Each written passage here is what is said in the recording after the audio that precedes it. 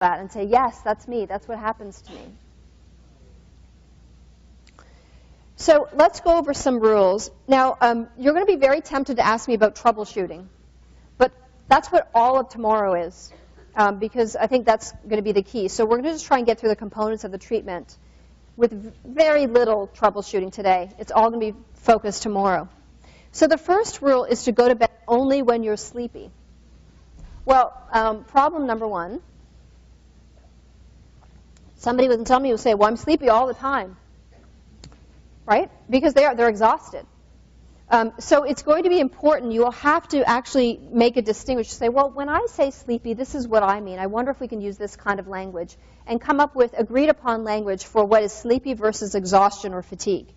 So sleepiness really means that you're having to struggle to stay awake, and you're often losing that battle.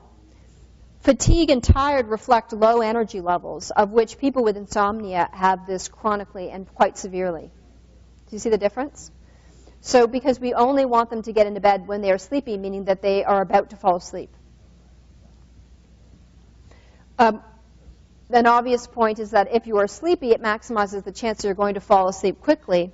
It also cuts down on some anticipatory anxiety about sleep, meaning that if somebody is sitting on the couch and it's 10 o'clock and they know that they have to go to bed at 11, because that's when they routinely go to bed at 11, then as 11 gets closer and they monitor whether they're ready for sleep, they're going to get more and more anxious if they don't detect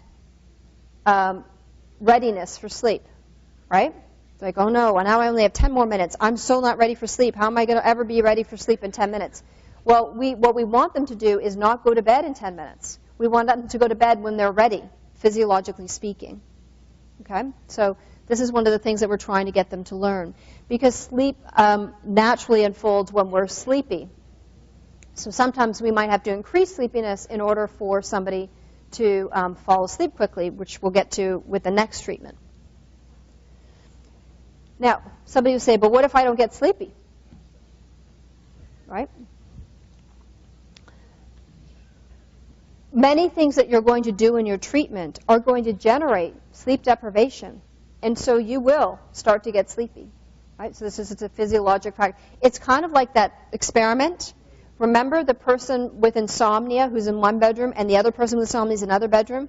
And every time the one is awake, they go and wake up the other person with insomnia, and suddenly they can sleep the next day? It's the same idea. So by generating a little bit of artificial sleep deprivation, by delaying going to bed, by getting up out of bed when you can't sleep, this will generate a little bit of sleep deprivation that's going to put pressure on the system in order to sleep. In addition, you may have to work with a client to identify the signs of sleepiness. They may not be very attuned to this. So or they may engage, when we talk about PTSD tomorrow, they may engage in lots of behaviors that mask sleepiness. And they may be doing this deliberately because they find it threatening to go to bed. So they may get engaged in, gaming, cigarettes, caffeine, just constantly activating in order to avoid this. So you may have to actually get them to pay attention to signs of sleepiness.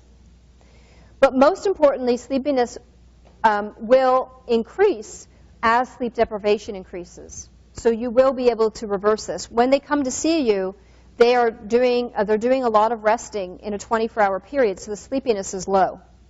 So you're going to be increasing that with everything that you're going to be doing.